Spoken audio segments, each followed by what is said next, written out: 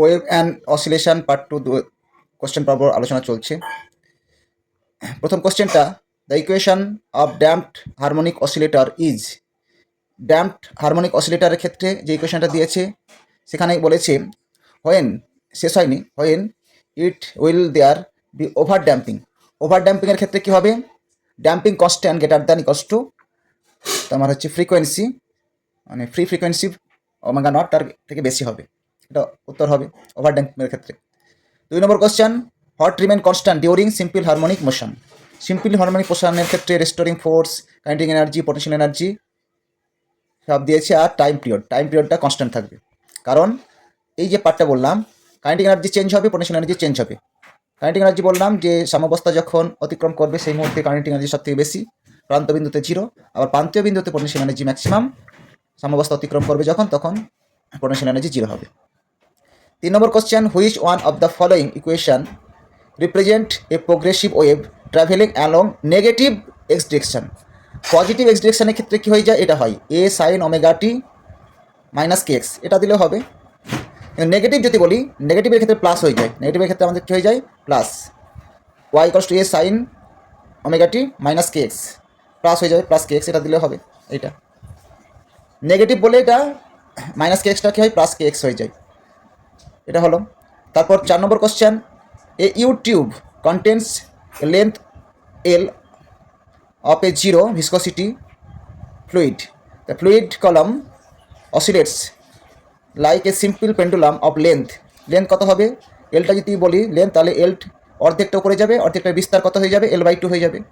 ঠিক আছে, তার হচ্ছে oscillation viscosity length tube contains কোন দিক থেকে? বিস্তারটা হবে L/2। Contains U tube fluid column oscillates like simple pendulum of length L/2। আচ্ছা, 5 নম্বর কোশ্চেন কি?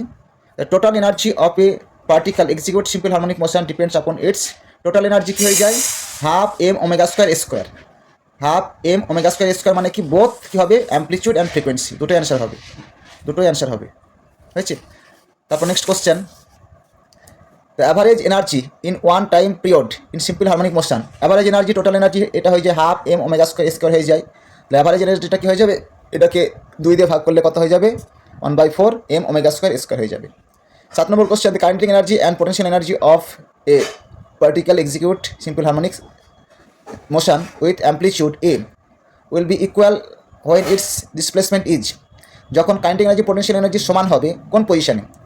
সাম্যাবস্থা থেকে কত দূরত্বে কাইনেটিক এনার্জি গতিশক্তি স্থিতিশক্তি সমান হবে, বা গতিশক্তি স্থিতিশক্তি সমান, বা কোন বিন্দুতে